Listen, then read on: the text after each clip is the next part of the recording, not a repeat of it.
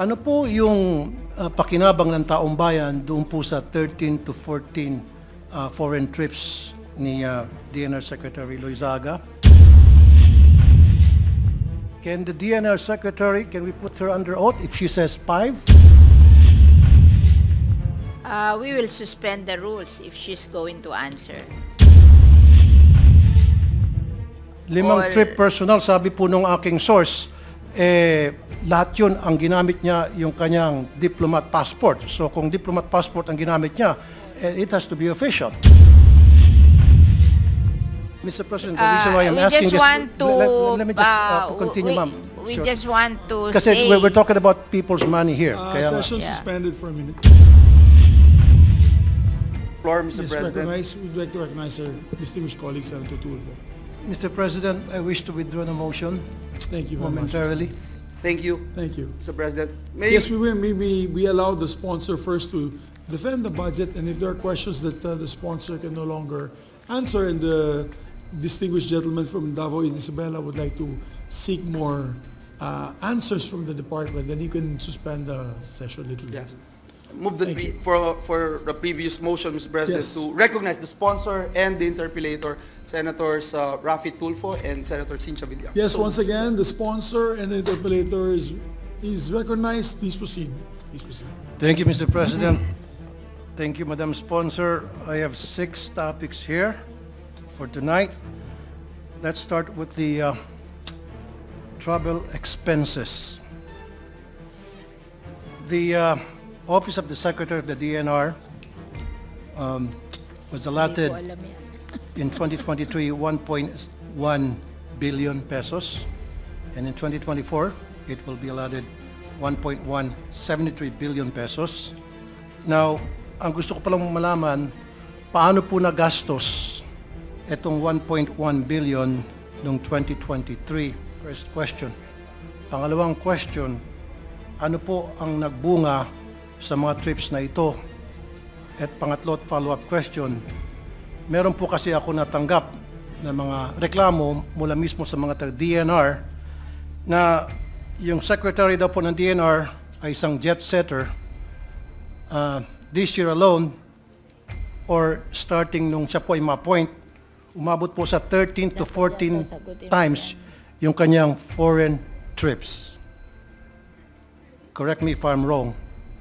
Although most of it were official, then if it were official, then ano-ano po yun? Yun muna po ang question ko, Madam Sponsor.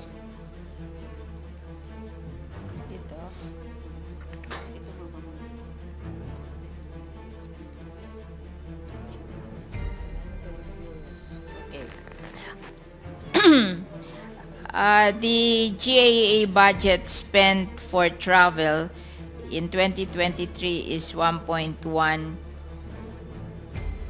billion. 1.1 billion ba yan? But it includes the travel of the Office of the Secretary, including 4 staff bureaus, namely the Biodiversity Management Bureau or BMB, Forest Management Bureau of FMB, the Land Management Bureau, and the Ecosystems Research and Management Bureau. It doesn't all fall under the Office of the Secretary. Okay, so ibig sabihin meron pong iba't ibang departamento din ang gumamit Yes. sa 1.1 billion.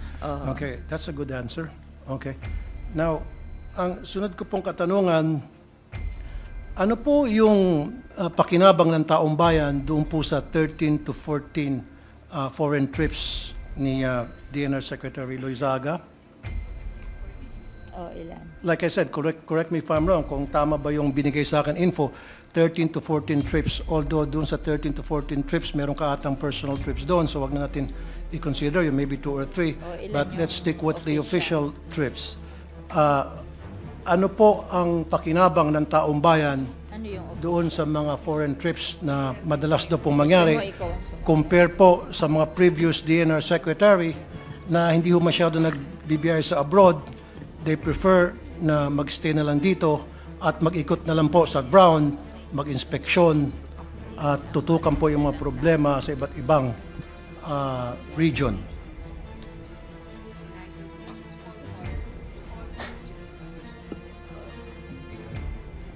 How many foreign trips? 5, 6, I'm just Oh yeah, you just list down.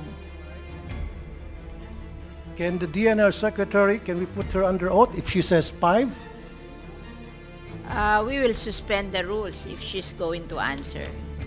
You want... Kasi pag sinabi niyang 5, nope, I don't think nagkamali po yung mga source ko. Let's put her under oath na talagang panindigan niya na 5 ilan? 6, 5? I don't think so. Hindi lang po 5. I think Hindi that lang po sinasabi six. niya Hindi yung lang po kanyang 7, 8, 9, ibang 10. trip personal. So it's not charged to the only...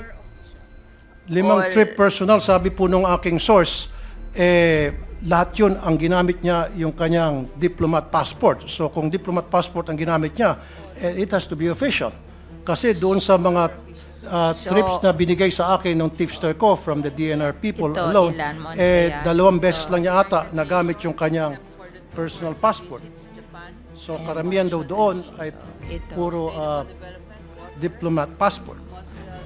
Kasi kung sasabihin niyang 5, then let's put her under oath, Mr. President. Okay. So there are five trips for the United Nations, the Asia Pacific Ministerial Conference for Disaster Risk Reduction. Number 2 is United Nations Framework on Climate Change. Number 3 is United Nations Biodiversity Conference in Montreal, and then Nations Water in New York, United Nations Water in New York, and United Nations Sustainable Development United Nations Sustainable Development where? in New York, In New York also, then United Nations Sendai Framework, one more, Sendai Framework, Sendai Framework, UN in New York, then Japan and Washington DC, official. all Sendai Framework in New York, so that's 1, 2, 3, 4, 5, 6, and Japan and Washington DC, all official trip. How about yung trip niya sa Abu Dhabi and sa Dubai, Mr. President? Was it personal or official? Kasi yung sa Abu Dhabi and Dubai, sabi ng aking source sa DNR, ang ginamit po doon ay yung diplomat passport. Pre-conference, katatapos lang po. United Nations, And Egypt as well. Egypt is Sharm el Sheikh, that's COP27, that's the United Nations Framework on Climate Change. Abu Dhabi is the pre-conference. So bakit hindi po binanggit yung Abu Dhabi and Dubai in the first place? So Recently lang daw eh. It's Kaya nga, all in Abu all. Dhabi, Dubai, and The conference was in Abu Dhabi.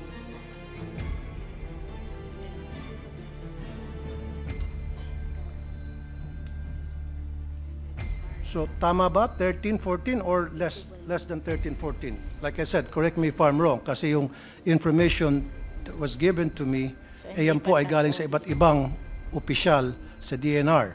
So meron sa kanila siguro medyo kumulang, meron sa kanila medyo sumobra. So tinitimbang ko ngayon kung ilan yung sasabihin nyo, papayag na ako. Basta't wag lang 6. Sharjah, Dubai. For the information of the good sponsor, first time in history na meron tayong DNR secretary na almost every other month bumibiyahe sa abroad.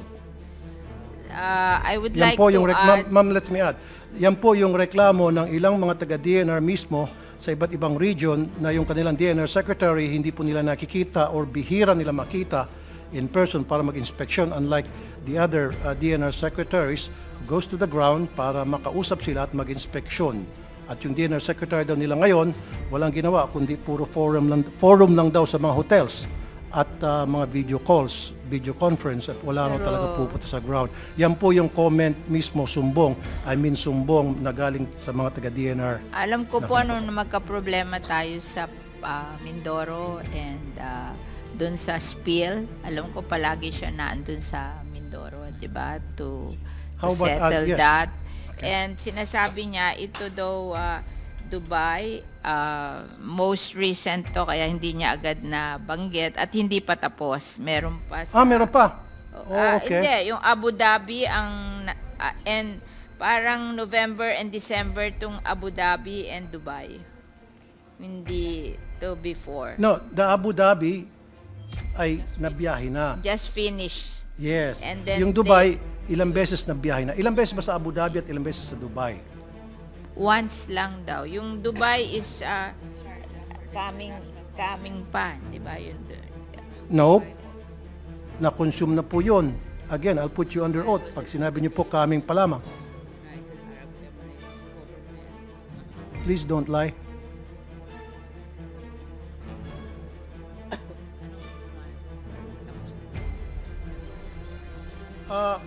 Okay, sirit na. Meron po akong records dito na binigay po ng mga taga-DNR. Andito po lahat kompleto. Pero ito, Hindi po 6. 1, 2, Pero I cannot give it to you kasi confidential po to supposed to be. Four. Sabi ng source ko, huwag Five. ipapakita. Of course, hindi ko Six. papakita. And I respect my Seven. source.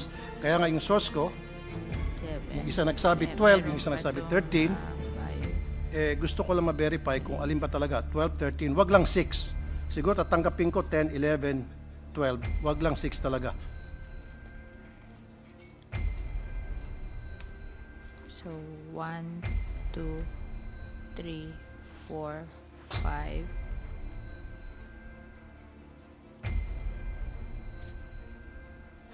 5, 6, 7. 8, 9, Ano 10. yung pang 8?